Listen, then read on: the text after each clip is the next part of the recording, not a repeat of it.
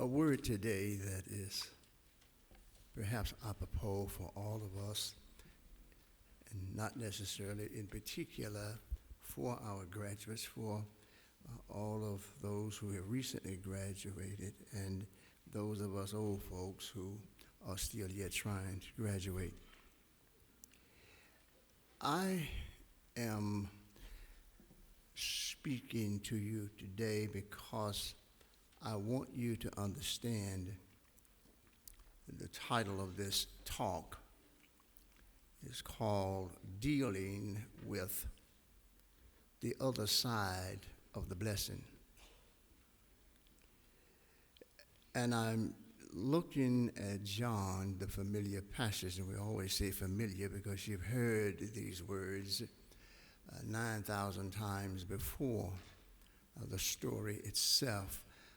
And I read in your hearing John chapter 9, and to set the stage for my conversation with you, I read verses 17 and 18. It says, "They said unto the blind man again, What sayest thou to him? Sayest thou of him that hath opened thine eyes? And he said, He is a prophet. But the Jews did not believe concerning him that he had been blind and received his sight until they called his parents of him that had received his sight." The Jews did not believe what had happened to him. So from that, this is where I get the notion of the other side of a blessing. You see, when we think in terms of blessings, it carries with it, in our spiritual sense, the connotation that whatever is happening to us from a divine intervention, it brings about a favorable or a joyous result. It is when we see that what has been done by the hand of God, and the evidence of that is that no one in the human realm was able to bring about the results that had come about. So oftentimes we get blessed of God, and we even ourselves are not really sure that God is the giver of that blessing. But more importantly, it is that when persons see you and persons recognize that there is something blessedly strange about what has happened to you, if they are not where you are in their spiritual walk, or if they have a different, if you will, theological ideology, then they begin to question whether or not what God has done for you is really done for you by God, or are you just making it up, or did someone else do it for you? I told a young lady some times ago that she says, "Can you dance?" I said, "Yes, baby, I can dance." So she says, "Show me." I said, I said, "I'm not going to get up and try to prove to you that I can dance. I don't think I have to do that." But now, I told y'all before that I'm the only colored boy to have no rhythm.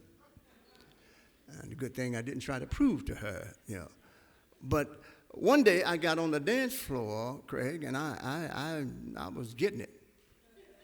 I mean, I was on beat in time and everything. Yeah. I was doing the monkey. Now, whether you know it or not, my ability to do that, I perceived it really as a gift from the Lord. Now, it was a gift that God had given me that I was afraid to even exercise prior. But when I exercised that gift, that I was dealing, man, and doing my thing, I really believe that I was blessed with the ability to do that. But here is some other folk criticizing the way that I'm doing the monkey, which really snatched away from me the joy and the enthusiasm that I had developed and exuded by virtue of my ability to do what I was doing. So in other words, I know, you say, oh, well, that ain't got nothing to do with a blessing. Yes, it is. You don't know me. It's a blessing, boy. But the fact is that when you get a gift from God, and when you apply that gift, when you appreciate that gift, there's always somebody somewhere is going to try to dishonor or discredit you and the gift. And oftentimes when that happens, if we are not strong in our faith, we will begin to waver and wonder if God has blessed us or not.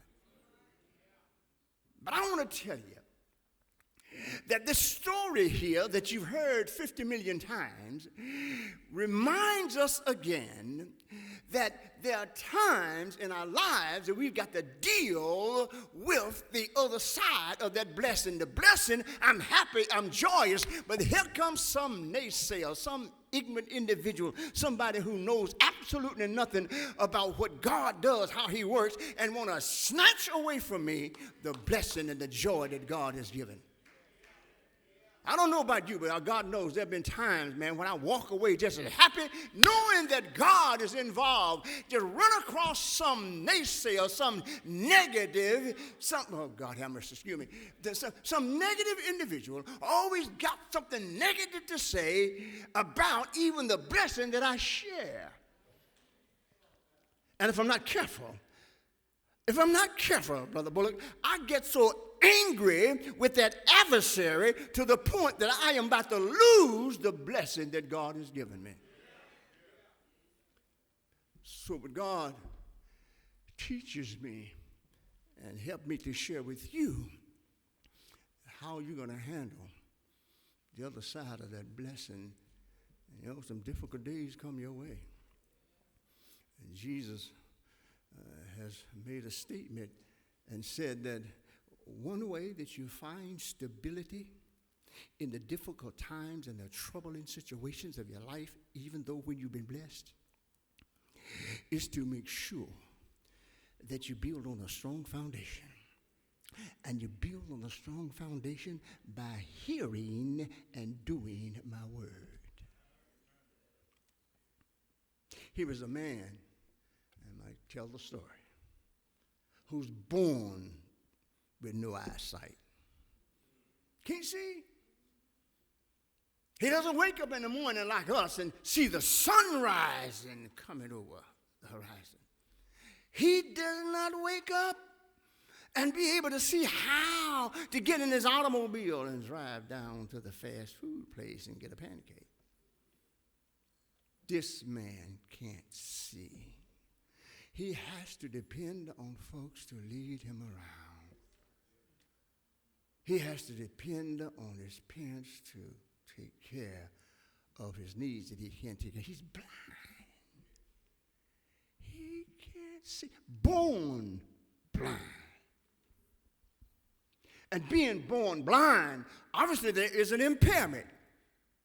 But the truth is, he is a God who understands that God himself has to show all of us, in spite of the fact we walk around talking about we believe in the Lord, we love the Lord. God can do anything but fail. We talk the talk, but then when the whirlwind comes, we begin to waver in the faith.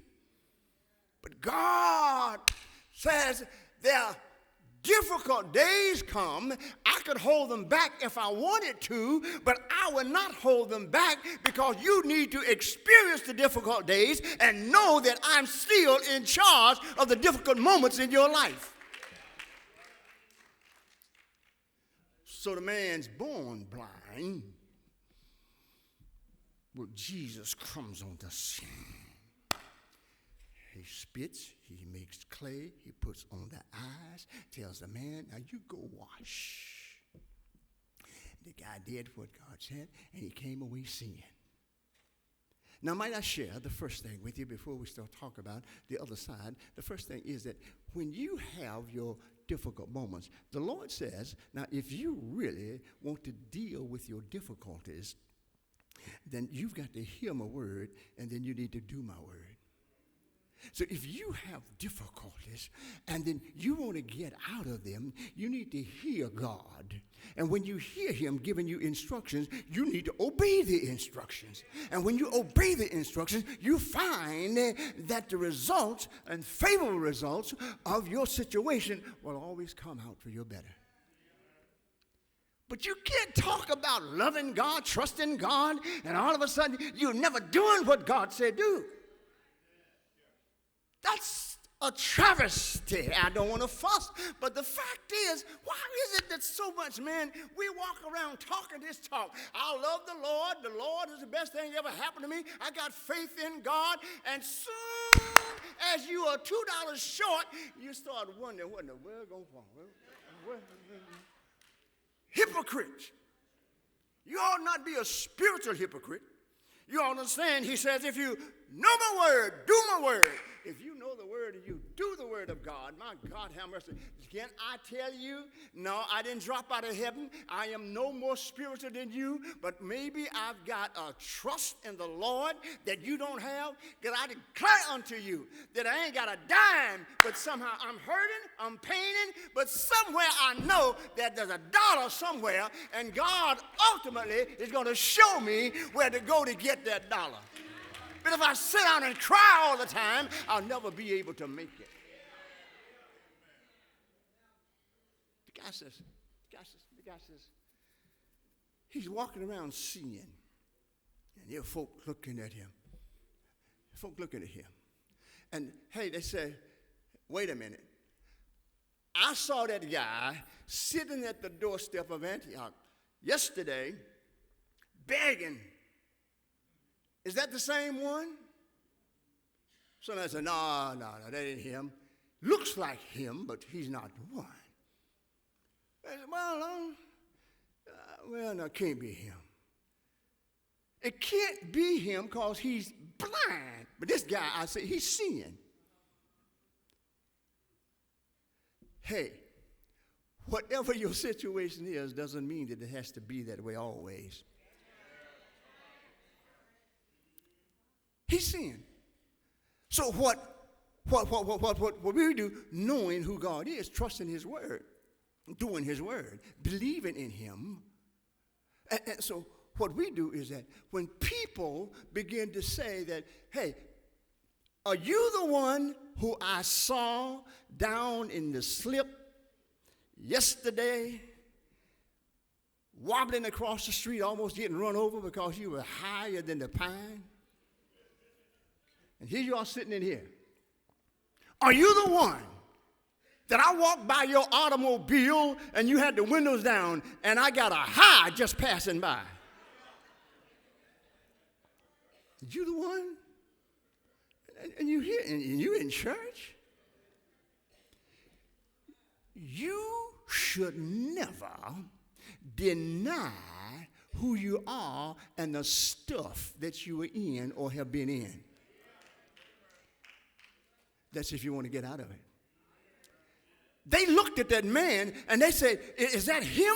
It looks like him. No, that's not him. But this brother was so proud of the blessing that he received from God, he stood up and said, yes, I'm he. I am him. Yeah, I used to be blind. Listen, I ain't ashamed of what I used to be. I shouldn't tell y'all this because y'all put me out of church. But I used to smoke cigarettes that had names on them. I used to drink. Not moonshine, but real alcohol. Now, you said, I will not tell you that. I ain't ashamed. No, I need to tell you that. I need to tell the world that. Because listen, y'all, I tell you the God heaven truth. I've got some army buddies who know me. And when they saw me, they was, is that, yes, it's me. God stopped by and worked the work on me. But they're saying, oh, Negro, you ain't been changed. The other side of that blessing. Here, this brother. He sees now, and he owns up this. He says, yes, I am he. That's who I am. And now, folk don't even believe it. Please understand something. When God bless you, it's not what they believe it or not. It's what you believe. You know he blessed you. And if you know it, it doesn't matter what other folks think. Excuse me for fussing. I just get tired of folk just disregarding and disowning the fact that God is still in the business of blessing. Yeah, he blessed me. Well, let me say something. Hold on here. Hold on. Ain't no such thing as a God walking around here opening folks' eyes. Ain't no such thing as walking around here talking about somebody forgiving sin. No, because it doesn't meet my theological prowess. I've done some study. I know what the deal is when it comes to systematic theology. I know what it is to look at the theological profundity and understand what it is that God has been doing all of his life. I know who God is. And matter of fact, not only that, I even know the laws that God has written that we ought to live by. How do you know that? Because I am a professor of the law. Why do you know that? Because I am known as a Pharisee. I am a keeper of the law. I'm a teacher of the law. I make sure that people who claim to be religious, I make sure that they are functioning according to the law with punctilious care. I'm smart. I'm religious. So as a result, nothing happens that you call a blessing or a miracle without me knowing about it. So wait a minute, now this guy he's blind. He said a man touched him. A man put spittle and made clay and got his eyes open. Now wait a minute, that ain't theologically sound. Let's check it out with the religious leaders. Go over here. Bring them to me. Let me evaluate. Let me tell you something, y'all. All I'm trying to tell you here, and I don't want to confuse you. But listen, I know that there is religious teaching. I know there's a Bible that we interpret. I know all of that stuff. But the fact is, God can knock on your heart, deal with you in your private house or environment. And he who is theologically sound, he who has all of this knowledge, has absolutely nothing to do with it or to say about it. See, when you start talking about, it's a lot of, excuse me, hold, I got to hurry and get out of here. I got to go. Yeah. Oh Lord, yeah. When you start talking about the Lord changed me, the Lord stopped by, and he filled me with the Spirit of God. You got some folk talking about now. Show me how that was done. What did he do? How did he do that? If you are not working and acting or functioning the way that I think you ought to when it is that the Spirit comes on you, then I've got questions about whether or not you are authentic when you say that the Lord has touched you. But I'm saying to you, and I'm encouraging you, God deals with you individually. And I'm so glad he does. You know, back in the day, man, when he was dealing with Israel, somebody messed up something. He messed up the whole, he messed up all of them. All of them had to pay for something when somebody did. But thank God he doesn't do that anymore. So when Luther Holmes mess up, you know, it ain't got nothing to do with me. You know? And I thank God. But the fact I'm trying to tell you is that God deals with you individually. And you have to know that God has touched you. God has blessed you. And when you do that, it doesn't matter what the theologians say. It doesn't matter what anybody says. It's only what you say in your belief and your commitment with the Lord. You hang on to that. This guy. They said, let's take him over here. So he goes over now, and he's standing before the Pharisees, and is standing on the carpet in front of the religious leaders, and they are beginning to ask questions. Tell me, my brother, that how is it that you see? He said, well, there was a man. The man came, and he put salve on my eyes, told me to go wash. I went and I washed, and when I washed, I came away seeing. What? That does not compute. No such thing happening. Well, it happened to me. Well, now, this man is rejoicing. Why? Because he was blind, but now he can see. And now he sees this is the greatest thing that ever happened to him. Hey, y'all, you're going to school. You're going to leave home for a little while. It was only just for 8 hours or 4 hours. You're going to meet some other folks you never met before. And you're going to involve yourselves with them, but you've got to make sure that you stay grounded. You've got to be grounded, because there are those you run into even going to challenge even your faith.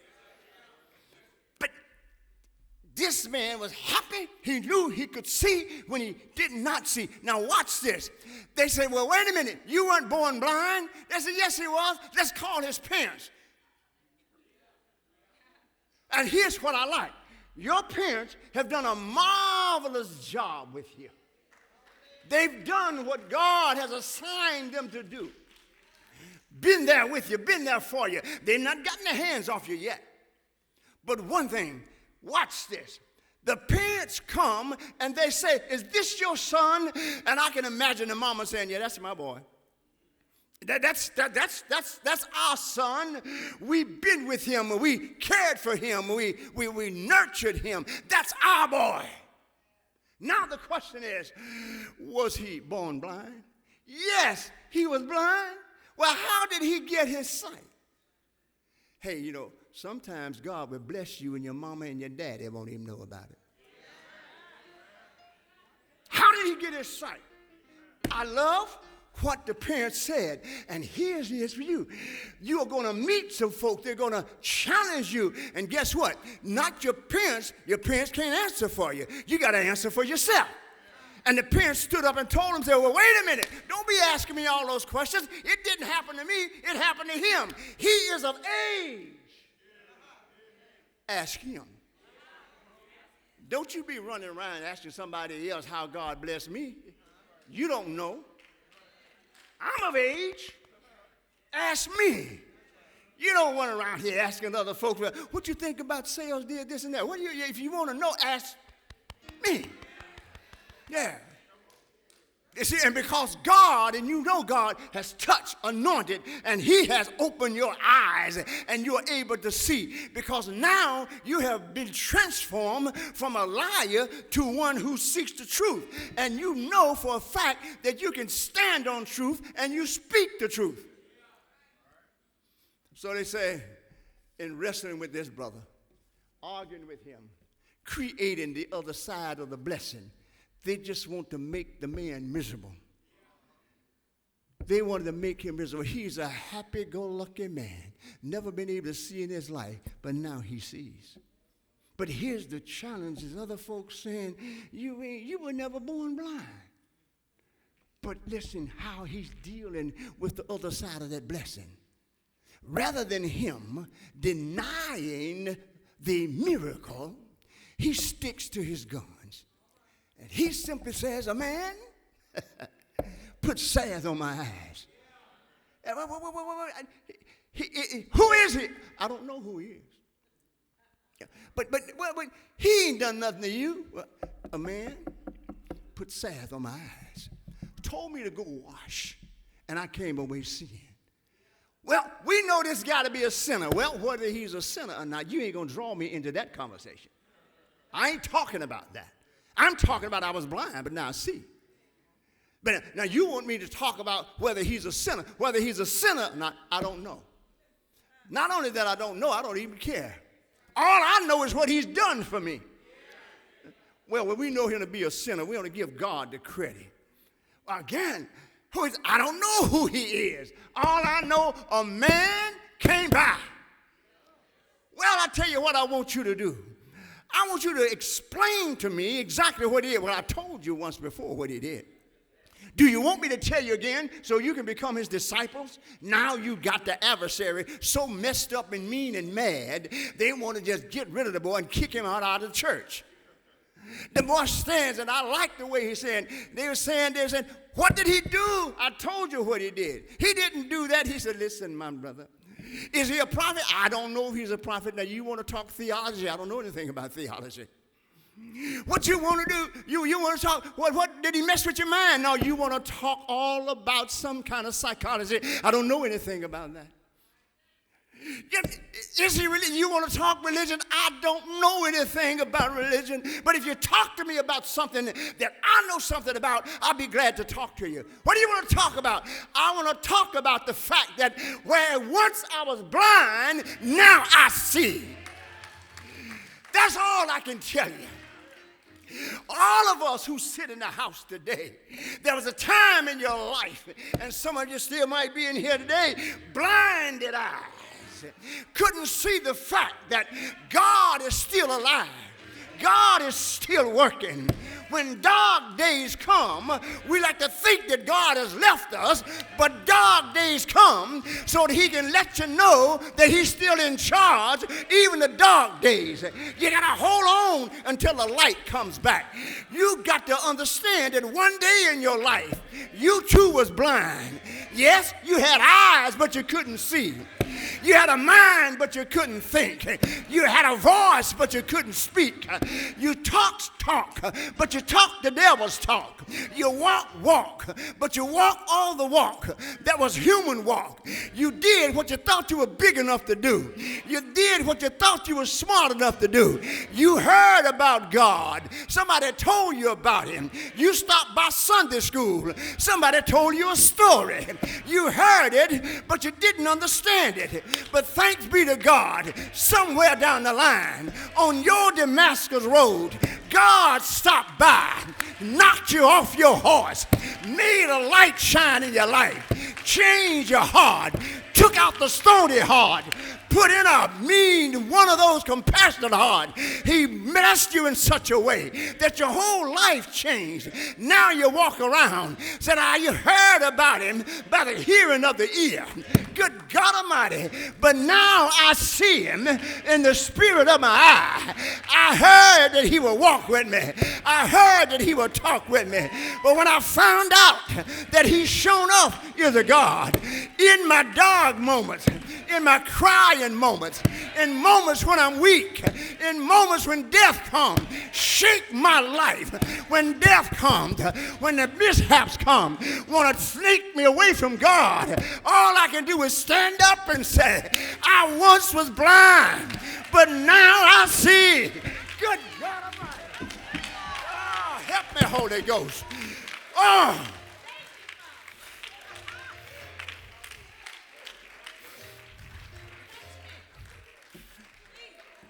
Excuse me. Always remember that blessing that brings joy in your life. That's what you hold on to. Because all of these pessimistic,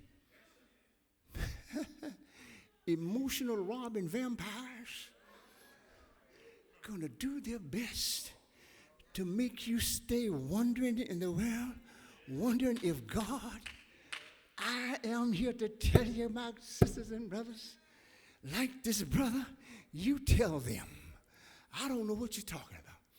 All I know is that I once was lost, but thanks be to God, I'm found. Not only am I found, but I'm found in time. Yeah. Oh, sure. Let's go home. Y'all gonna be crying about I kept you too long. Yeah. Oh, yeah. Yeah, I know. It's 5 after 12. You got to go home. Go ahead. I'm just happy right now. Good God Almighty.